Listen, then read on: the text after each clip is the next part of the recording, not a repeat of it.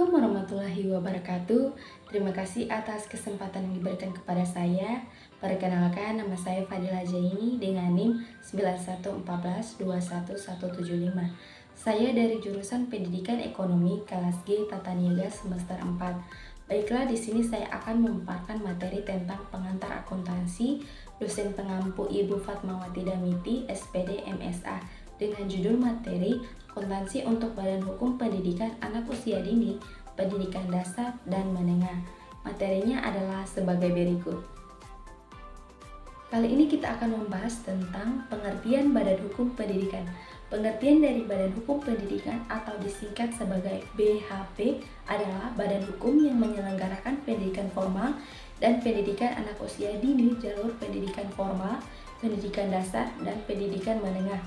Badan hukum pendidikan ini terdiri dari beberapa bentuk seperti badan hukum pendidikan pemerintah yang didirikan oleh pemerintah itu sendiri, kemudian badan hukum pendidikan pemerintah daerah yang didirikan oleh pemerintah daerah, dan juga badan hukum pendidikan masyarakat yang didirikan oleh masyarakat itu sendiri.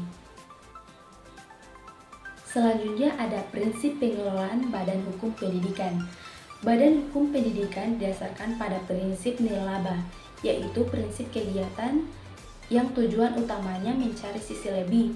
Apabila timbul sisi lebih dari usaha dari kegiatan BHP, maka seluruh sisi lebih hasil kegiatan tersebut harus ditanamkan kembali ke dalam BHP untuk meningkatkan kapasitas dan mutu layanan pendidikan. Prinsip pengelolaan badan hukum pendidikan meliputi otonomi, akuntansi, transportasi, pinjaman mutu, layanan prima, dan lain sebagainya. Selanjutnya ada kekayaan badan hukum pendidikan.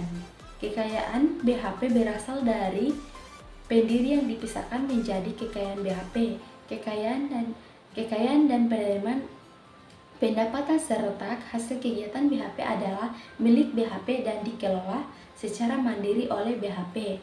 Kekayaan dan penerimaan pendapatan serta sisi hasil kegiatan BHP digunakan baik secara langsung maupun tidak langsung untuk pertama, kepentingan peserta didik dalam proses pembelajaran pada satuan pendidikan anak usia dini, jalur formal, satuan pendidikan dasar, dan satuan pendidikan menengah, serta pelaksanaan tridharma perguruan tinggi pada satuan pendidikan.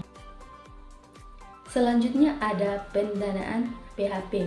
Sumber dana untuk pendidikan formal yang diselenggarakan BHP ditetapkan berdasarkan prinsip keadilan, kecukupan, dan berkelanjutan.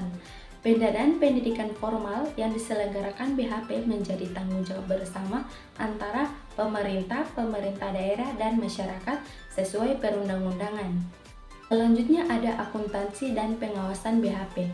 Laporan keuangan tahunan BHP sebagai bagian yang tidak terpisahkan dari laporan tahunan BHP. Disusun mengikuti standar akuntansi yang berlaku. Dalam hal BHP mengelola lebih dari satu satuan pendidikan. Laporan keuangan tahunan BHP merupakan laporan keuangan tahunan konsolidasi.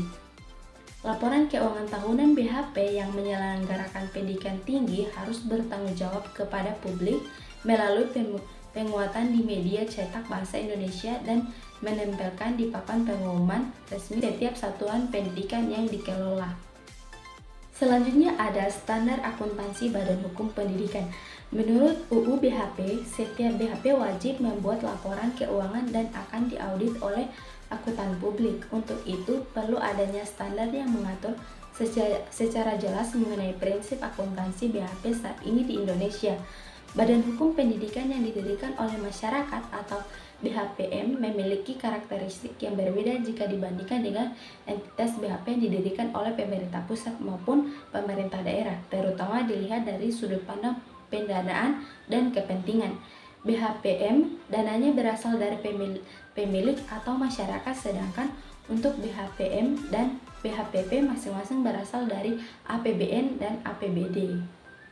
Baiklah, itulah materi singkat dari saya. Jika ada kekurangan saya mohon maaf, karena manusia tidak luput dari kesalahan. Wabillahi taufiq wal hidayah. Wassalamualaikum warahmatullahi wabarakatuh.